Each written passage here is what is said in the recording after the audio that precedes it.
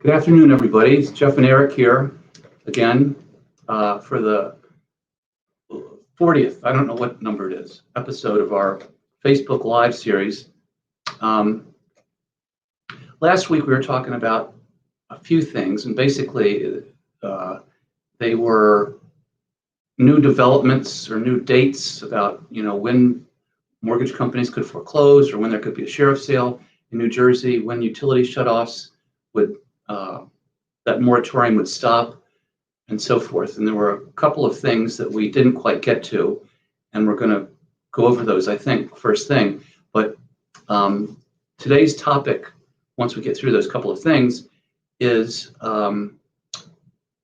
medical bills that you're inundated with medical bills. You're swamped with medical bills. What do you do?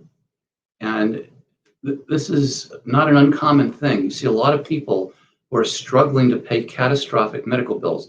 And I don't want to, Eric's going to talk about that a little bit, so I don't want to steal his thunder. But we're going to be talk all about medical bills once we finish these few things. Right? I'm looking forward to it, Jeff. And Jeff, when we talked about last week's episode, if you go to the JenkinsClayman.com webpage and just do a search of Jenkins and Clayman, there's a tab for videos. And if you tab videos, you can go back to any of our Facebook sessions. And some of them just short, they're only 20 minutes, just to learn something about taxes, foreclosures, evictions, car repossessions, wage garnishments, what we can help people. So you can just, maybe you're a little timid today to call our law firm, check on the video first, and then you'll see how friendly we are and give us a call so we can help you. Yeah, there's a lot of good stuff there. And over the 30 episodes that we've done, we've tried to put a lot of meaningful content in, and it's all there on our webpage. So the things that we didn't talk about last week, first of all, stimulus dollars. Now, there's a bill that's going to get passed, but hasn't been passed yet. So we've been in this position before where it's conjecture about what's going to happen. We don't know. We can just guess. And so these are kind of guesses based on what the president came up with. And since he has the same party controlling the Senate and the House, the chances are that he's going to get something pretty close to what he asked for, I would think. So stimulus dollars, there was a previous order about getting $600 for everybody. And those checks have gone out, and people should have received those. Now, the American Rescue Plan, that's the latest legislation, is going to give $1,400 per person as long as you make less than $75,000 a year, or $150,000 for a couple. And if you make more than that, they'll actually cut down on the stimulus amount. But once you get to $100,000 for a person and $200,000 for a couple, you're out of luck. Not going to get anything. Okay, so that $1,400 means husband, wife, children. Even if you have a dependent child that's over 18, they should get the $1,400. So that should be pretty nice, assuming that's what ends up happening. The other thing that bill contains is an extra $400 a week of unemployment. And they also they'll probably extend the unemployment time and the time when you can get this $400 into August or September. Right now, unemployment is supposed to run out the 14th of March. This extra unemployment stuff, federal stuff, which right now I think is $300 a month. Yes, that's $300 a week. Pardon me. $300 a week. So they think of raising it to $400 and extending it as well. Exactly. Okay. And the other thing that we didn't talk about last week was utilities. So electric, gas, and water, right now, per our governor in New Jersey, there's a moratorium on shutoffs until the 15th of March. And that will probably be extended, probably by the governor. I don't think we're going to hear about that from the president or Congress. But, and also, that would include the provisions for cable/telecom services that we've talked about before. And the same sorts of things that applied before would still apply if you're behind with those with cable or telecom. The company must give you a 12-month interest-free opportunity to pay back what you owe. And there's special treatment of households that have a school-aged child who needs the cable or telecom services for educational purposes. So they can't shut that off. And if it is shut off now, and you have a child that comes of age and needs to start using a computer this year, they've got to turn it back on. And I don't know that we need to go into that much more. So again, our main topic today is medical bills. Jeff, as you know, over 90% of bankruptcy petitions filed by consumers contain medical bills. That doesn't mean that 90% of consumers filed bankruptcy because of medical bills. It just means that once the bankruptcy petition is filed, there is at least one doctor, hospital, dentist, ambulance bill contained in it. So it's a real serious problem. We have more than 1 million bankruptcies filed every year generally. And if you think about 90%, that means just about 1 million people every year have a medical bill that they're having problems with. Today's show, we wanted to talk about those people who maybe that's their biggest problem. It's interesting, we hear, and Jeff just talked about legislative changes and congressional action from the federal government, from the president. And interestingly, the federal government has a plan to help people who can't afford their medical bills. And that's filing a bankruptcy petition.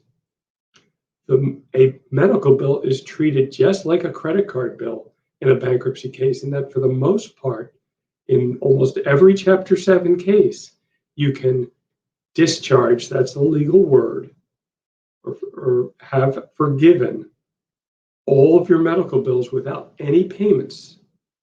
Or sometimes you can do a Chapter 13 and have them forgiven without any payments, or pay just pennies on the dollar. A bankruptcy petition does two things to medical bills. Number one, the moment the bankruptcy petition is filed, you as the consumer bankruptcy person, the debtor it's called, is protected from all collection actions. No phone calls, no letters, no threats. And even if there's a lawsuit or a wage garnishment going on in favor of the hospital, the doctor, or the other medical provider, it's immediately stopped.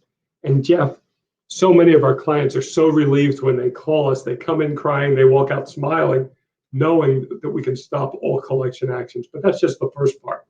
The second part is the discharge, and that's so important. A discharge means you don't owe the creditor any more money. You can, through the power of the law, the little person, the consumer, no matter how big the hospital is, the healthcare system, whatever you're dealing with, can discharge the debt. And a discharge means you don't owe the creditor any more money. And then, Jeff, briefly, and we can circle back, but after our clients file a bankruptcy and get a discharge in Chapter 7 or have their Chapter 13 plans approved, we have a program to help them get back on their feet, right? Absolutely. We started doing that last year, Probably maybe the year before. Right. Yes, we've been doing it for maybe a year and a half now. And we've kind of partnered with this company who specializes in helping people fix their credit reports. So every month we pay them a certain fee, and we give that program to our clients for free, no cost to our clients. And they can, we put them in touch with this company that we do business with. And this is all free to our clients. Absolutely. We don't, no charge at all to our clients. It's kind of our gift to our clients to try to get their credit report back where it needs to be, because a lot of people are concerned about that before they file a bankruptcy. And the people that have participated in that program have done well. And usually our business partners, if you want to call it that, they try to get your credit score up to 720. And they're really very good about that. It might take 10 months or so, 10, right, maybe even 12 months-ish, just to give you a sense of how long it takes. But there's a huge difference in when you go to get a loan between a credit report of a credit score of 720 as opposed to a credit score of 520. You know, I mean, it's amazing when you look at it and you get out your calculator and see the interest difference that you pay when you've got a better credit score. Jeff, we see people who buy used, small, old cars that are paying more than $500 a month. Mm-hmm. And why? It's because of their credit score. Yeah. And we see other clients who write us little notes or emails 2-3 years after bankruptcy, and they've got brand new shiny cars for $400 a month. Mm-hmm.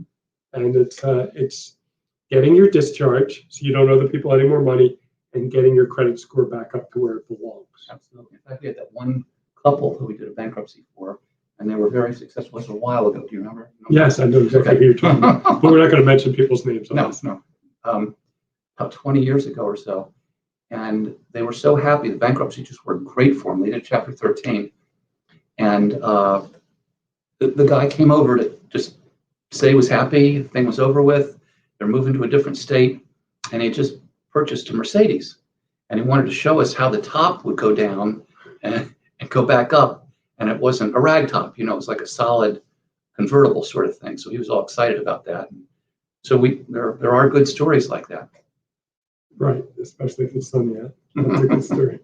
Right. So medical bills, big problem in the U.S. Congress is always talking about it. Is there going to be a new Obamacare, a Biden care? Is there going to be single payer, where you just pay one payment a month and you can go to any provider? Is there going to be better health insurance, more accessible health insurance? All of these questions looking forward, and Congress and the presidents haven't done much lately about it, okay? But if you have medical bills and you have anxiety over your medical bills, or they're garnishing your wages, or they're suing you, and you're in a legal process, you need to call us right now, because we can stop the collection action and discharge the debt, and filing bankruptcy is not the end of the world. That's right. That's absolutely correct. And we do, Eric was saying that about 90% of the people who file bankruptcy have some medical bills among their creditors. It's not necessarily the driving force in the majority of cases, but there are cases where the medical bills are significant, and there are certainly cases where it might be the main reason that people end up filing bankruptcy. There could have been some glitch in their health insurance for some period of time, and they went to the hospital with something serious, and they owe $30,000 now at the hospital. It's shocking, and they can't pay that. So doing a bankruptcy definitely takes care of it. And like Eric said, whether you do a Chapter 7 or Chapter 13, medical bills are dischargeable. And dischargeable, as Eric indicated, means that the debt's forgiven, and that's done by a federal bankruptcy judge. A federal bankruptcy judge is the only person in this country that has the ability to absolve your debts according to our laws. And there's no tax consequences. You know, normally if you have a debt erased, you might end up owing tax on that amount of money, Right. because the IRS sees forgiveness of debt the same as realization of income. But when it's discharged by the bankruptcy judge, there are no tax consequences. The debt's just gone. And we've had a lot of success with filing bankruptcies for people who had significant medical bills. Jeff, that reminds me, we're talking about Chapter 7 and Chapter 13, and it can get a little bit confusing. And one way to end the confusion is to give us a quick call right now. Call us and ask for Jeff's book, Make Bankruptcy Work for You. I thought I recognized that. Pictures from just yesterday, isn't it? Yeah. That wasn't that long ago. No, it really isn't. The book is very, very helpful. It's free. It's our gift for all of our Facebook viewers, participants. Just give us a call. The phone number's on the bottom. And say you want a free book. You don't have to tell us much besides your name and address. We'll just send you the book. It's no obligation. And the book's very good because it does give you the basics of bankruptcy and the difference between 7 and 13. You know, whenever we hire a new employee, I always wait till the second day and I say, Jeff, I asked the new employee, what's the difference between 13 and 7? This is Eric's big joke. 6. 6 is correct. That is the difference between 13 and 7. But this gets into more differences of the chapter 13 and chapter 7, and it's very good. So I'm going to quiz Jeff on certain differences between 7 and 13, okay? Are these debts, now remember, chapter 7 is a simple bankruptcy. You're in and out of bankruptcy. Right now we're saying 4 months, and I think we're accurate. We used to say 6 months. I think it's been speeding up, yeah. So let's say 4 to 6 months to be on the safe side, you'll get your discharge, okay? Certain debts are not forgivable in chapter 7. And similarly, if you have too much income, as defined under the bankruptcy code, or too much assets, too much equity in property, you can't file in chapter 7. Okay, so there's reasons why you can't from the asset and income standpoint, but there's reasons why you shouldn't because of your debt situation. So first, Jeff, and we're going to go quickly, okay? You're behind with your mortgage payments and you want to save your house. Which bankruptcy would you file? You've got to do a chapter 13. Any time you're behind on something that you want to keep, really, that's our main reason for filing a chapter 13. There's many reasons, and Eric, if we started to delve into the types of debts that you can get rid of in a chapter 7 and the kind that you can get rid of in a chapter 13, you can get rid of more debts in a chapter 13 because that's the favored kind of bankruptcy according to Congress. You're making some payments back somehow on what you owe, and as a reward kind of for that, you can get rid of more kinds of debts than you can in a chapter 7. But anytime you're behind on a secured loan, like a car loan, a mortgage loan, your rent, and you want to keep those things, we've got to do a paying kind of bankruptcy, and the paying kind of bankruptcy would be the chapter 13. Jeff, the client calls us. They've been in a payment plan with the IRS for years. Mm-hmm. They owe IRS debt from more than 3 years ago. Mm-hmm. They have filed all returns in a timely fashion, and the IRS has never really instituted collection actions against them for all these old taxes because they've been in payment plans. Mm-hmm. At this point, they can no longer afford the payment plan. That type client, which bankruptcy should they file? Well, we certainly want to do chapter 13 again because we have the ability in chapter 13. Oh, you're suggesting they're all dischargeable? They're all more than 5 years old. Okay. All right. Then we do a chapter 7 and get rid of the taxes. Taxes and bankruptcy he will get an A is a complicated. It's complicated. And Eric and I are both certified by the accountancy boards in New Jersey and Pennsylvania as qualified instructors. So if we teach a class on bankruptcy to accountants, they get continuing education credits. And what we usually talk about with accountants is taxes and bankruptcy. And it can get complicated. It really is, and I didn't mean to throw a question like that at you because it is complicated. I didn't intention to, but it is that we have to look at the date the tax return was filed, the date it was due, what collection actions the IRS has against the debtor, right? That's important. Sure. Because if there's a lien, yeah, it changes. And then again, we have to look at the chapter 7 versus chapter 13 as far as your income, your equity. So it's a complicated analysis. It is complicated, but if you come to us and you've got tax problems, we know what to do. We understand the bankruptcy code and how it's going to operate on your tax problems, and we'll figure out the best way for you to get rid of the most you can, either whether it be a chapter 7 or chapter 13. You don't have to worry about knowing anything. We'll explain it all to you and pick the best course of action. Right, and it's interesting because the bankruptcy code, they're both federal law, the Internal Revenue Code and the bankruptcy code, but the bankruptcy code just stops everything. The bankruptcy filing stops everything. Yeah.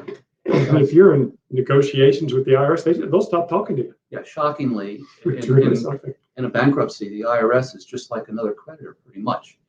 And if you do file a bankruptcy, the IRS will not allow you to do it. The payment plan stuff stops. They won't do it. The accord and compromise stops. They won't do it. As soon as that bankruptcy is filed, the IRS is simply going to follow the bankruptcy code. Whatever it says to do with the taxes, that's what's going to happen. And for the most part, that's a better deal than you can get, or you or your accountant can get. Absolutely. Drops off the old taxes. We've talked about this in other episodes, but it gets rid of penalties for the most part and stops interest accruing for the most part on most of our cases. So it really saves. You do better than you can through negotiation. It's a lot cheaper to file bankruptcy than to call those 1-800 numbers and to get those people in California who are supposed to help you through the IRS. Yeah, they'll help you. You give them $5,000 and then they start talking to you. It's crazy. Crazy. Jeff, we're getting a lot of phone calls because of the moratorium on foreclosures and evictions.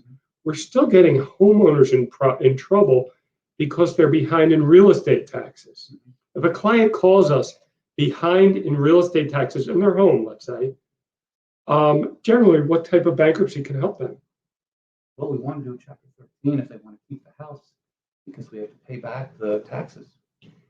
And I think in previous episodes we've talked about things that weren't affected by these moratoriums, and one of them would be paying property taxes or water and sewer that would be due to a municipality, because any of those things, if you don't pay them, they become a lien against your property. And I think we talked all about how a person could pay them and get a tax certificate in return. And if you don't pay that tax certificate off at 18% interest in 2 years, they can do a tax foreclosure that happens in like 60 days. And it's so quick. They send you maybe 2 pieces of paper, and the next thing you know, the judge has given them a deed in court, and you lose your house. Remarkable. New Jersey has so many protections for consumers. And now with COVID, there's so many more protection for consumers. There's one area that there's no protection, except what? Filing a bankruptcy.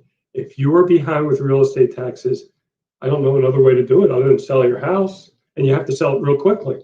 Really, the only way to do it is to file a bankruptcy, to work on a payment plan, to repay your real estate taxes and save your house. Jeff, before we wrap up, and I'm going to let you do the wrap up, you're very good at this. I do want to remind everyone about our special little gift today. If you call our office right now at 856-546-9696 with the number on the screen, and just ask for the book. It's no commitment to file bankruptcy. Yeah. Just give them your name. Just give the person your name. Yeah, we just need your name and address, and we can mail it to you in a nice little gold envelope. You can't miss it when it comes to the door. And of course, I wrote this book, and on the back, you can see another picture of me and one of my dogs. And there's actually content in between the 2 pictures. Yes, there is. Yes, there is. It's kind of in layman's language, in everyday language. I don't use a lot of legalese. It's just the basic concepts in bankruptcy and trying to explain them in simple language that anyone can understand. And there are no pictures in the middle. Nope. Just on the front and the back. Yep. But give us a call. Robert and I think Miranda are both taking calls today, even though it's snowing. And they'll send you the book. They know about the program. Just give us a call. So I think that about wraps it up for today. I'm not sure what we're going to do next week. Eric has decided to think out and go to Florida on me. So we'll see what happens. We might be here with Stephanie next week or not.